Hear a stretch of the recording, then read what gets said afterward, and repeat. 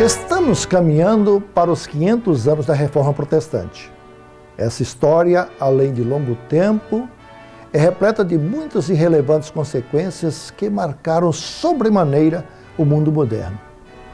31 de outubro de 1517 foi o dia em que o monge agostiniano Martinho Lutero afixou à porta da igreja do castelo em Wittenberg 95 teses escritas contra a venda papal das indulgências. Não apenas os motivos que levaram esse comércio às regiões alemãs de Alberto de Mans, que, em concordata com o Papa Leão X, estavam ávidos sobretudo pelos dividendos financeiros.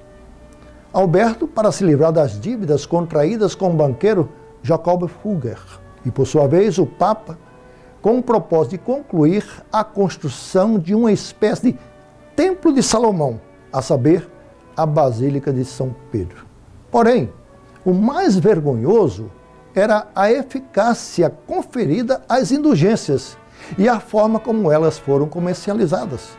Tratava-se da abusiva venda do perdão dos pecados, da libertação da alma do purgatório e até mesmo da salvação definitiva das pessoas.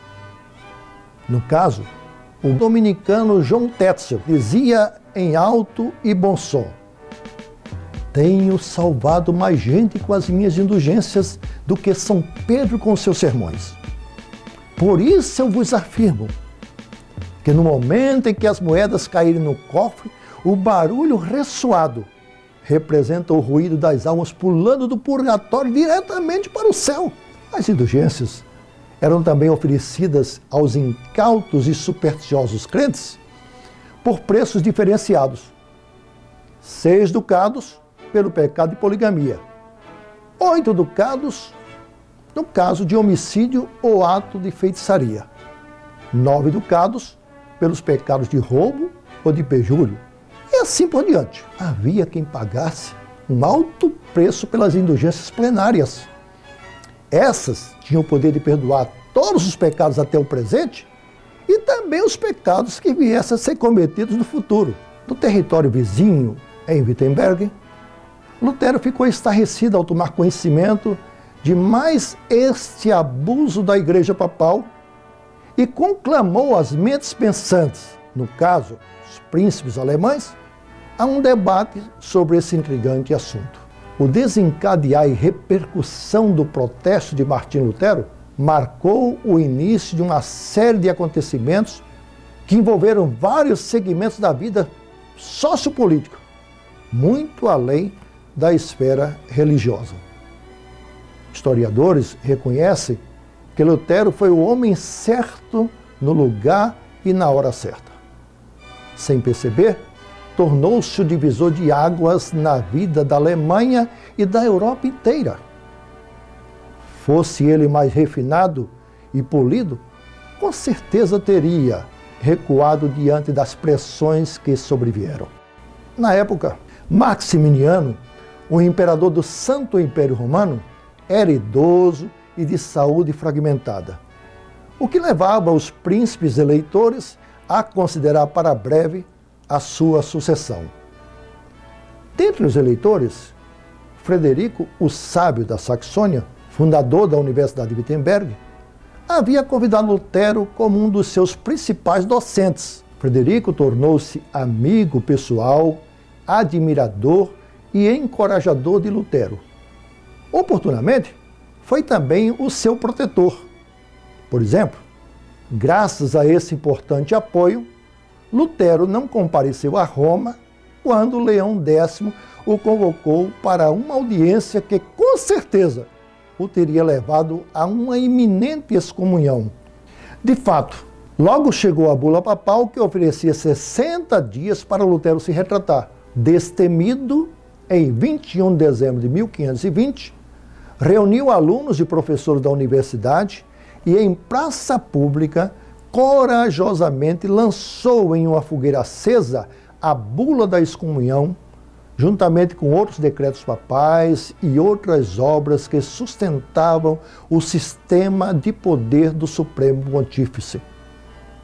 No mês seguinte, Lutero foi oficialmente excomungado e condenado como herege através de uma segunda bula papal.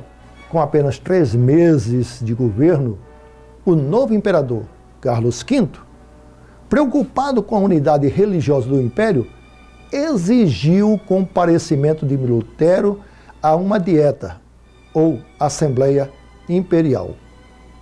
Novamente, graças ao apoio do príncipe Frederico, Lutero só compareceu depois de ter obtido o salvo-conduto imperial. Assim mesmo, em uma assembleia que funcionasse em território alemão, ou seja, em Worms, que aconteceu em janeiro de 1521. Diante da dieta de Worms, Lutero não se retratou e, como consequência, foi condenado. Doravante, além de excomungado da igreja, tornou-se também um renegado imperial.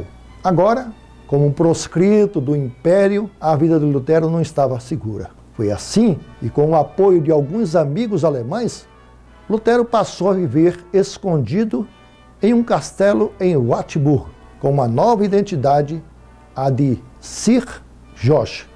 Aproveitou-se do exílio para escrever novas obras e a produzir a tradução do Novo Testamento para a língua alemã. Trabalho este que, ao concluir, dedicou-a ao príncipe Frederico, o sábio da Saxônia.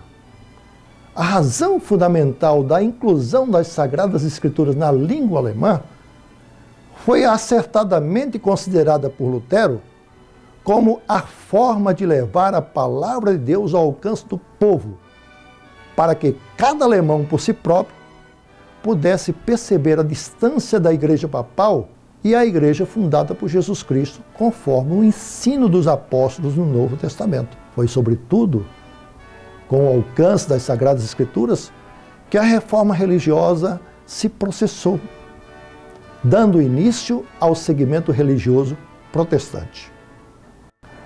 Essa foi a aspiração de quase um século e meio atrás na Inglaterra, feita com as pregações de John Wycliffe e a sua preocupação em traduzir as Escrituras para a língua inglesa. A conclusão de John Wycliffe e agora do reformador Lutero era a mesma. Sem o acesso e o exame sério das Sagradas Escrituras, a Igreja pode passar por várias maquiagens, mas jamais por uma verdadeira reforma. Assim, todas as vezes que a Igreja se desvia das Escrituras, ela se torna necessitada de uma nova reforma. Castelo forte é nosso Deus, espada e bom escudo, com seu poder